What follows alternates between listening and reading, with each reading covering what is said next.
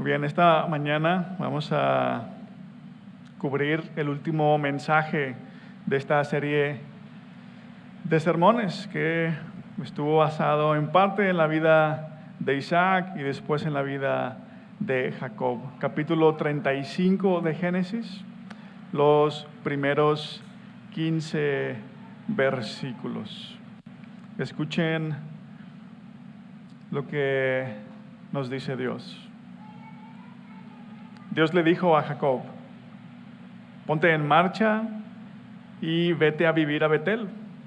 Erige allí un altar al Dios que se te apareció cuando escapabas de tu hermano Esaú. Entonces Jacob dijo a su familia y a quienes lo acompañaban: desháganse de todos los dioses extraños que tengan con ustedes. Purifíquense y cámbiense de ropa. Vámonos a Betel. Allí construiré un altar al Dios que me socorrió cuando estaba yo en peligro y que me ha acompañado en mi camino.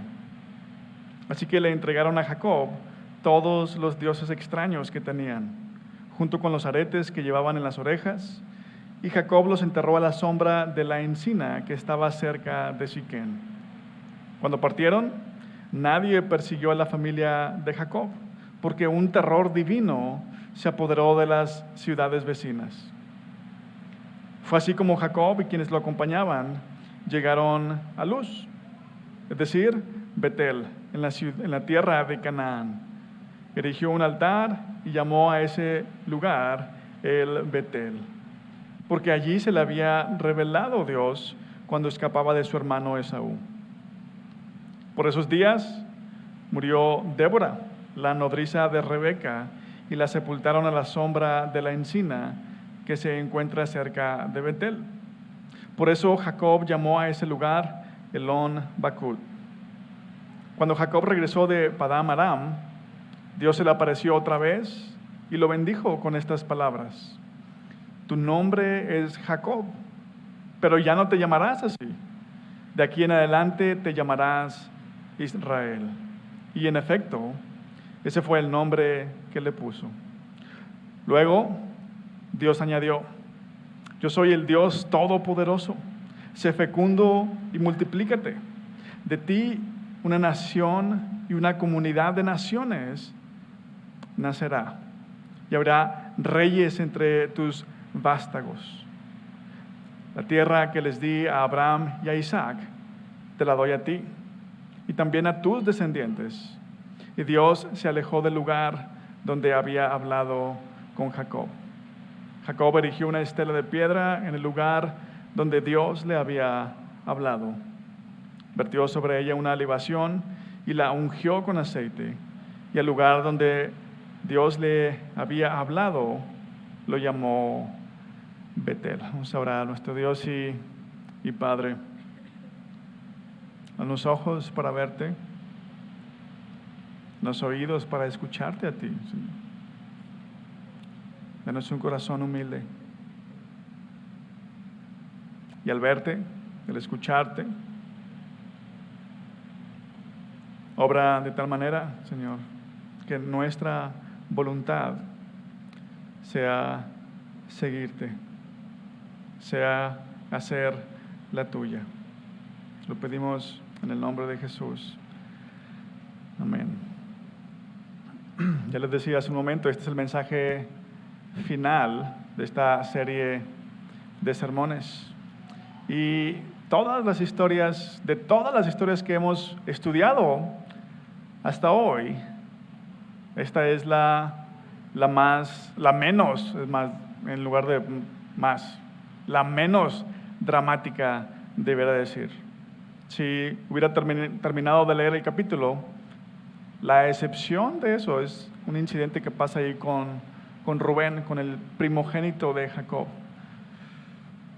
Pero en esta historia no vemos peleas entre hermanos, no hay engaños, no hay venganzas, no hay milagros espectaculares, no hay encuentros dramáticos con Dios.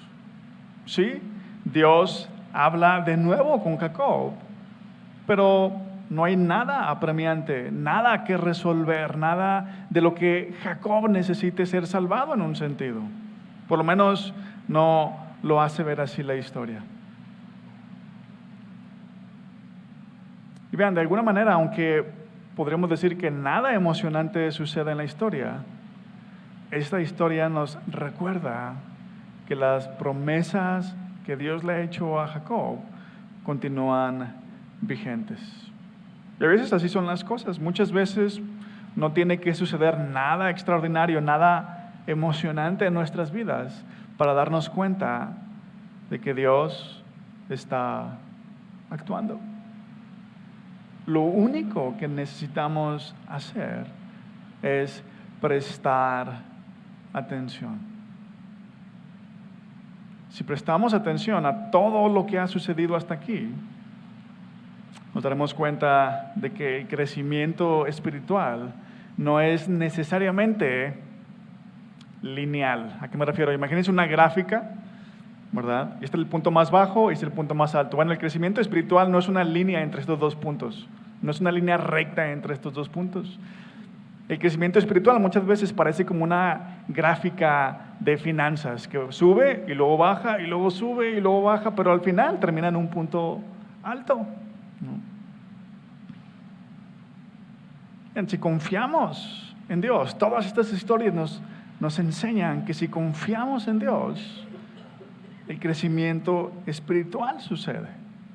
Aunque no sea una línea recta, el crecimiento espiritual sucede. Y este crecimiento resulta, según esta historia, resulta en un compromiso exclusivo con Dios. Y este compromiso exclusivo con Dios da lugar a una reafirmación. ¿Ok? Un compromiso exclusivo y una reafirmación. ¿A qué me refiero con este compromiso exclusivo? Bueno, el versículo 1 de este pasaje nos dice que Dios habló nuevamente con Jacob. ¿Qué le dijo? Ponte en marcha y vete a vivir a Betel. Erige allí un altar al Dios que se te apareció cuando escapabas de tu hermano Esaú. ¿Y qué hace Jacob? ¿Cuál es la respuesta de Jacob? Se pone en marcha. Pero sucede algo bien interesante. Los versículos 2 y 3 nos dicen lo siguiente. Entonces Jacob dijo a su familia y a quienes lo acompañaban: desháganse de todos los dioses extraños que tengan con ustedes. Purifíquense y cámbiense de ropa. Vámonos a Betel. Allí construiré un altar al Dios que me socorrió cuando estaba yo en peligro y que me ha acompañado en mi camino. Al decirle a su familia que se deshagan de todos los dioses extraños, podemos darnos cuenta de que ni Jacob ni su familia eran exclusivos con Dios. El Dios de Abraham, el Dios de Isaac, el abuelo y el padre de Jacob, era simplemente un Dios más para ellos. Jacob adoraba a Dios como él creía que debía adorarlo. Así era la vida hasta este día. Hasta este día la familia de Jacob de alguna manera era politeísta o simplemente adoraba a Dios como ellos creían que era mejor. Y por lo que le pide a su familia, nos damos cuenta que Jacob está dando un paso de exclusividad para con Dios. Porque vean lo que hace con esos dioses extraños. Se los pide a su familia: a ver, denme todos esos dioses extraños y algunas joyas, ¿no?, que usaban ahí como aretes.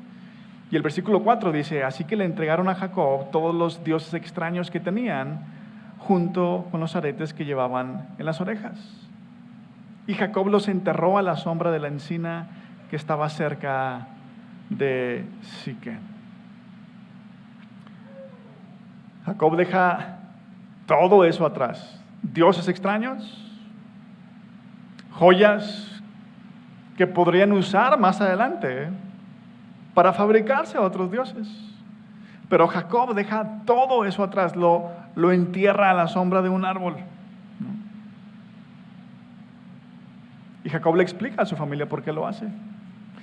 Le dice que el Dios de su abuelo, el Dios de Abraham, el Dios de su padre, el Dios de Isaac, fue el Dios que lo ayudó cuando él estaba en peligro. Fue el Dios que lo ha acompañado durante todo su caminar. Y es verdad, si hacemos memoria de todas estas historias, no todo ha sido fácil para Jacob, no todo ha sido miel sobre hojuelas, pero Dios ha sido fiel. Dios ha actuado en favor de él, a pesar de él, a pesar de ser un tramposo, a pesar de luego la pasividad de Jacob. Dios ha sido fiel cuando otros se han aprovechado de él. ¿Se acuerdan lo que hizo Labán con él? Dios ha estado con él cuando otros atentaron contra él y su familia, los cananeos. En esta historia, Jacob es el ejemplo de cómo debemos responder los creyentes a la fidelidad de Dios. Bien, después de escuchar todas estas historias, muchos podríamos concluir, porque a lo largo de cada una de estas historias hemos visto cómo Dios bendice a Jacob, bendice a sus esposas a pesar de ellos, ¿no? A pesar de que dudan, a pesar de sus faltas. Entonces, algunos o muchos podríamos concluir, bueno, si Dios va a llevar a cabo sus planes a pesar de nosotros, si como quiera va a hacer su voluntad a pesar de nuestro pecado, a pesar de nuestras malas decisiones, a pesar de nuestra incredulidad, pero entonces, ¿para qué ser obedientes? ¿Para qué preocuparnos tanto por cómo vivimos? Pues como quiera nos va a bendecir, ¿no? Pero si eres una de estas personas, si has pensado así en algún momento u otro en tu vida, quiero decirte dos cosas. En primer lugar, ve el sufrimiento de las personas que escucharon de alguna manera de Dios, pero no confiaron en Él. Jacob tiene que huir de casa. Rebeca se queda sin su hijo favorito. Lea sufre porque conecta su bienestar con el amor de su esposo en lugar de ver cómo Dios la ha bendecido con un hijo tras otro. Raquel tiene envidia de su hermana, aunque Dios le ha dado un esposo que la ama, un esposo que termina trabajando 14 años por ella. ¿Sí? Porque Dios es soberano. De alguna manera su plan se va a cumplir. Pero nuestra forma de vivir hace un mundo de diferencia en cómo experimentamos la vida.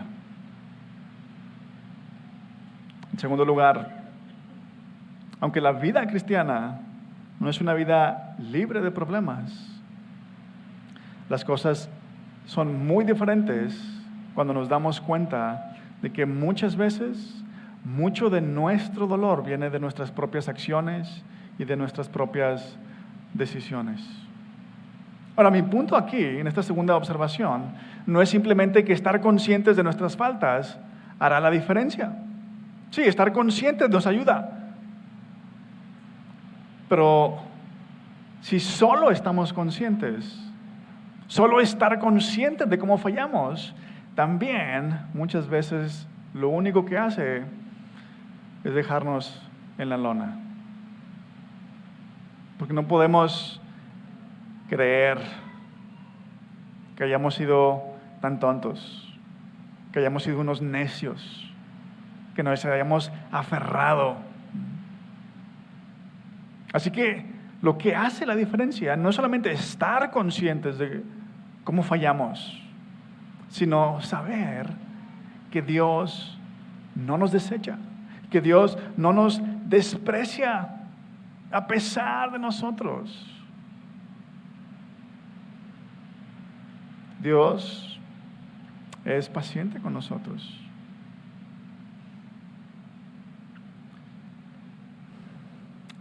No sé si quizá más en este tiempo que en ningún otro, la mayoría de las personas asumimos que merecemos que nos sucedan cosas buenas.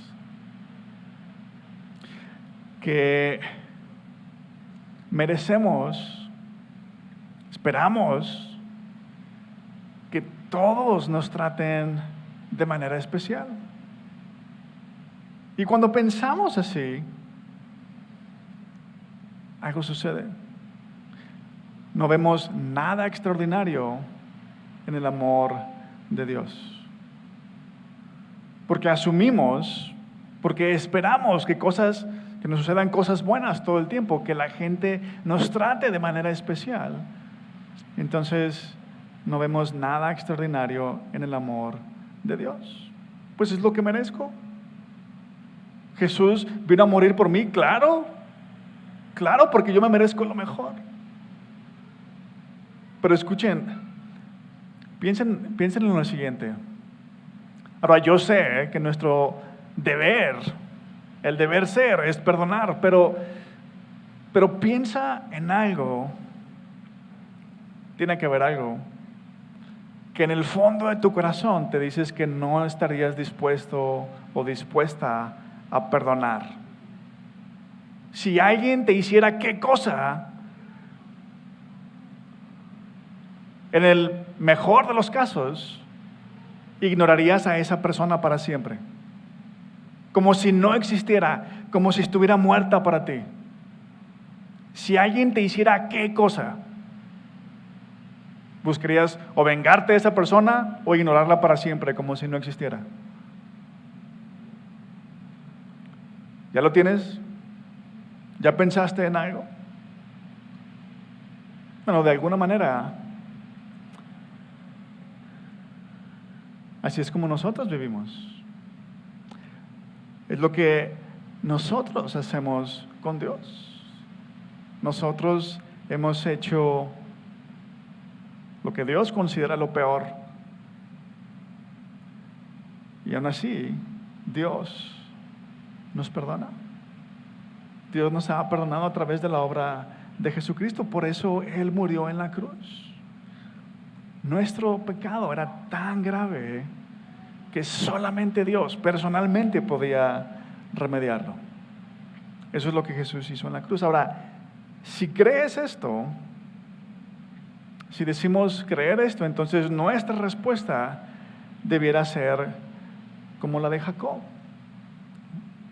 Yo me he portado de esta manera con Dios. Pero ahora aquí lo vemos dejando dioses extraños atrás. Dejando joyas que le podrían servir a él y a su familia para fabricarse otros dioses. Si creemos lo que Jesús hizo por nosotros, nuestra respuesta debe ser como la de Jacob. Así que la pregunta es, ¿qué vamos a dejar atrás? ¿Con qué vamos a luchar todos los días para demostrarle a Dios nuestra fidelidad? Que somos exclusivos con Él. Todos, absolutamente todos deseamos algo en la vida. Y muchas de las cosas que deseamos no son cosas malas, al contrario, son cosas muy buenas. Una pareja, una bonita familia, cierto trabajo, ¿no? Crecimiento profesional, bienes materiales, una carrera exitosa, el reconocimiento de los demás, tener salud, tener un buen cuerpo. Y pensamos, si tengo eso y a Dios, con eso me basta. Con que tenga esto y a Dios, con eso me basta, con eso estoy tranquilo. Pero Dios es bien claro. Y Y cuando Él le da los 10 mandamientos a su pueblo, un libro más adelante, no en Génesis, sino en Éxodo, Dios le dice esto a su pueblo. Éxodo capítulo 20, versículo 3, no tengas otros dioses, además o junto a mí. Cuando decimos, si tengo esto y a Dios, con eso me basta. ¿Qué estamos haciendo? Bueno, esto, lo que sea, más Dios. Si lo tengo esto, lo tengo todo. ¿Qué estoy haciendo? Estoy poniendo esto junto a Dios. Estoy diciendo que además de Dios necesito esto. Y vean lo que sucede aquí. Antes de que Dios dé este mandamiento explícito, Jacob se da cuenta finalmente de algo. Se da cuenta de que el Dios de la Biblia, el Dios de su abuelo, el Dios de su padre, es el único Dios que no necesita ser complacido para bendecirnos. Al contrario, que porque Él nos ha bendecido primero, entonces podemos complacerlo y podemos hacerlo exclusivo. Y cuando esto sucede en nuestra vida, entonces vamos a experimentar algo que tal vez no muchos hemos experimentado. Vamos a experimentar la reafirmación de parte de Dios. ¿Se acuerdan cuál era el temor de Jacob en el capítulo anterior? ¿Qué le dice a sus hijos? Versículo 30 del capítulo 34. Cuando sus hijos van a vengarse, Jacob les dice lo siguiente: me han provocado un problema muy serio. De ahora en adelante los cananeos y fereceos, habitantes de este lugar, me van a odiar. Si ellos se unen contra mí y me atacan, me matarán a mí y a toda mi familia. Esto es lo que está en la mente y en el corazón de Jacob. Pero escuchen lo que Dios hace en este capítulo. Versículo 5 dice: cuando partieron, esto viene inmediatamente después de la venganza de los hijos de Jacob. Dios se le aparece y dice: vete a Betel. Versículo 5, cuando partieron, nadie persiguió a la familia de Jacob, porque un terror divino se apoderó de las ciudades vecinas. Dios está cumpliendo la promesa que le hizo a Jacob de protegerlo.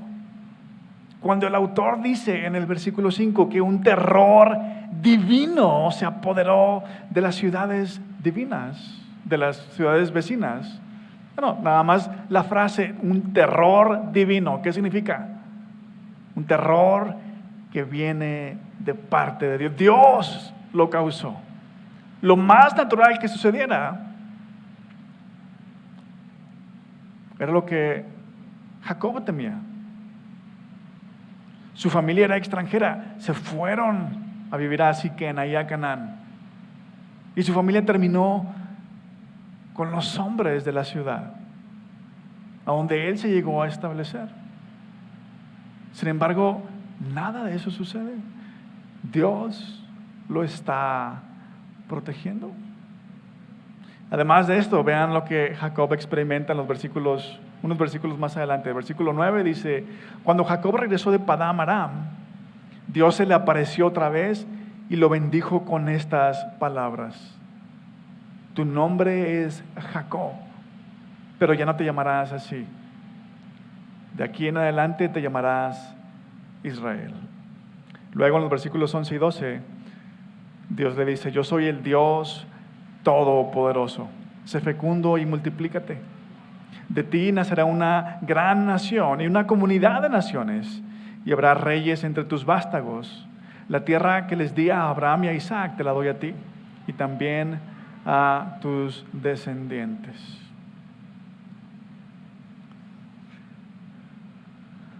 ¿Cuál es la diferencia de esta y otras ocasiones en las que Dios interactúa con Jacob? Bueno, la diferencia en esta ocasión es que de alguna manera la interacción que Dios tiene aquí con Jacob es resultado de la obediencia de Jacob. ¿Qué le dijo Dios a Jacob? Que se fuera a Betel. ¿Y qué hace Jacob? Se va a Betel. Y una vez que está ahí, Dios habla con él nuevamente y suceden dos cosas. Primero, Dios afirma la nueva identidad de Jacob. Jacob ya no será un tramposo. Ya no se va a llamar Jacob, se va a llamar Israel, el que lucha con Dios. Ahora pensemos en esto. ¿Cuántas personas se necesitan para luchar? Por lo menos 2 personas, ¿no? Por lo menos 2 personas. Cuando Dios le cambia el nombre a Jacob por Israel, de alguna manera Dios le está recordando su presencia permanente. Israel, el que lucha con Dios. ¿Ese es tu nombre de ahora en adelante? Siempre vas a luchar con Dios. Y si se necesitan 2 personas para luchar, ¿quién es la otra? Dios. Eso es lo que significa el nombre, lucha con Dios. Voy a estar contigo siempre. Pero algo más está sucediendo, porque si recuerdan, a raíz de la lucha que Jacob tiene con Dios, cuando va de regreso a Canaán y tiene miedo de Esaú, bueno, a raíz de esa lucha, ¿qué le pasa a Jacob? Dice la historia que él iba rengueando, que no podía caminar bien, ¿no? Dios le tocó la cadera y se la dislocó, ¿no? Ahora, ¿creen ustedes que a Jacob se le iba a olvidar que lo dejó así? No, nunca se le iba a olvidar a Jacob que un hombre con el toque de su dedo le dislocó la cadera. Ahora, entonces, ¿por qué repetirle lo mismo? Tu nombre ya no va a ser Jacob, sino va a ser Israel. Si a Jacob no se le iba a olvidar, ¿por qué repetirle lo mismo?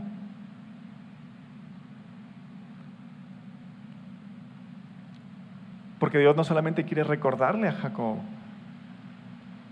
su nueva identidad. Dios quiere mostrarnos a nosotros algo. Quiere mostrarnos cómo podemos experimentar su presencia.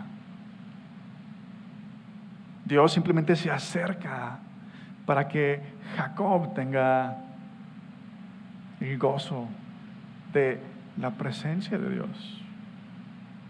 Jacob obedece a Dios, va a Betel y allí experimenta la presencia de Dios. Escuchen, la vida de Jacob nos muestra 2 cosas: que no es nuestra obediencia la base de nuestra relación con Dios. ¿Ok? Nuestra obediencia no es la base de nuestra relación con Dios. ¿Por qué? Porque todo el tiempo le estamos fallando.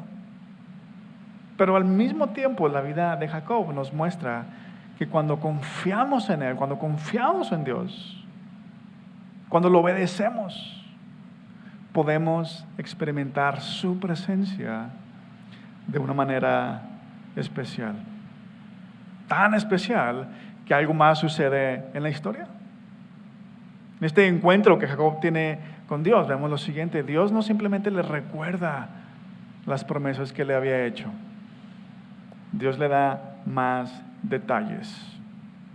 Dios le dice: yo soy el Dios todopoderoso.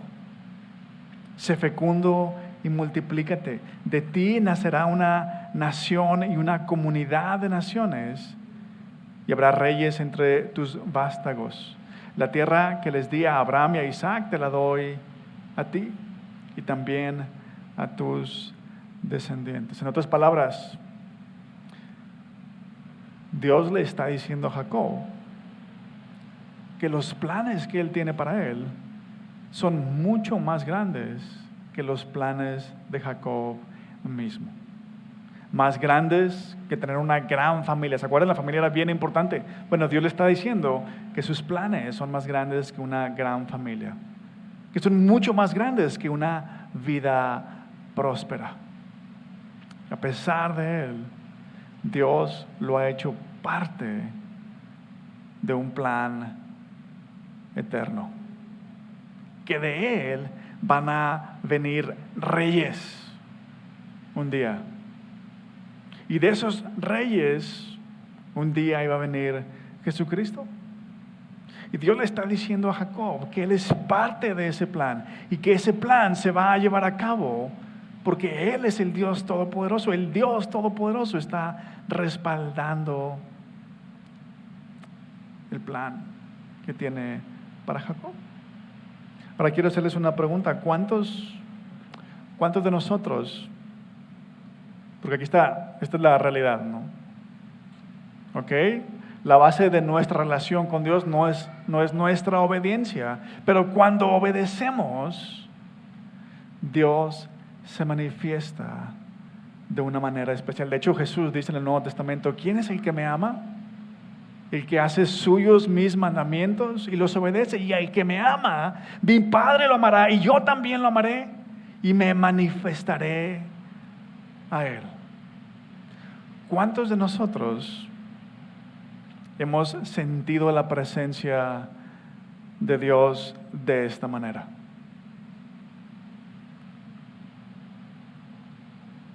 ¿Cuántos de nosotros hemos sentido que Dios está cerca de nosotros?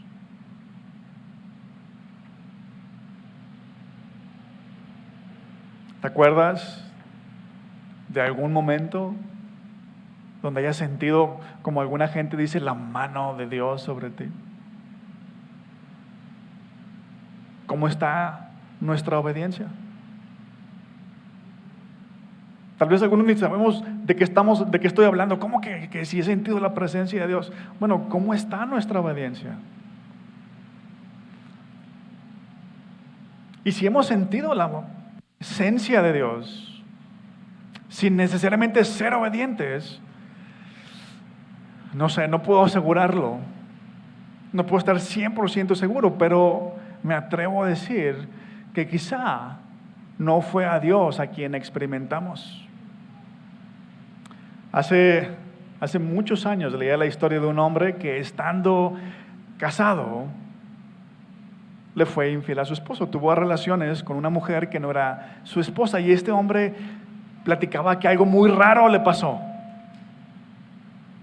Que se encontró en la cama un arete en forma de paloma. Y él decía al consejero que eso le hizo sentir cierta paz. Entonces el consejero le preguntó si él sabía lo que la Biblia decía acerca de la infidelidad. Y le dijo, lo que sea que haya sentido, no pudo ser Dios, ni pudo venir de Él. Porque Él es bien claro acerca de la infidelidad. Así que no podemos experimentar la presencia de Dios sin ser obedientes. Pero luego surge la pregunta, bueno, ¿y qué? Si yo sí he sido obediente, pero no siento la presencia de Dios. Bueno, es posible ser obedientes, voy a decir así entre comillas, y no experimentar la presencia de Dios. ¿Por qué? Porque esa obediencia realmente no es obediencia. Solamente estamos utilizando a Dios para obtener lo que deseamos. No queremos estar con Él, queremos lo que Él tiene que ofrecernos. Es una negociación. Yo voy a hacer esto, Dios, si tú me das esto. Eso no es obediencia. Es una negociación, es una condición. Entonces es posible que seas obediente y no hayas experimentado la presencia de Dios, porque en realidad no estás siendo obediente. Bueno, entonces, ¿cómo experimentamos la presencia de Dios? ¿Cómo le hacemos tú y yo para experimentar la presencia de Dios? Bueno, quiero decirles que la presencia de Dios no es principalmente una sensación. No es principalmente una sensación. La presencia de Dios es la certeza, la seguridad de que Él está con nosotros. No importa dónde estemos, Él está con nosotros. Pero decimos, porque estamos conscientes de nuestras fallas. ¿Cómo va a estar Dios conmigo si yo le he fallado? No he sido fiel, le he desobedecido, no le he dado mi vida, no le he dado todas las áreas de mi vida. ¿Cómo puedo experimentar la presencia de Dios? La respuesta es que tú y yo podemos estar seguros de que Dios está con nosotros solamente al voltear a ver lo que Jesús hizo en la cruz. En la cruz Jesús experimentó el abandono y el desprecio del Padre porque Él estaba cargando con nuestro pecado. ¿Para qué? Para que todo aquel que pone su confianza en Él pueda experimentar el amor y la presencia de Dios. Jesús es Dios hecho carne. Jesús es la presencia de Dios. Él es Dios. Él sufrió con nosotros. Él sufrió en nuestro lugar. ¿Para qué? ¿Para que nosotros nunca suframos? No. Para que podamos confiar en Él. Para que podamos obedecerle y tener esta experiencia de su presencia. No se lo notaron, este mensaje solamente tiene 2 puntos. ¿Por qué? No estamos hablando de la presencia de Dios. Y una de las maneras en las que nosotros podemos experimentar la presencia de Dios, además de recordar el Evangelio, lo que Él hizo por nosotros, una manera tangible, palpable de experimentar la presencia de Dios, es a través del sacramento de la Santa Cena. El pan y el jugo que usamos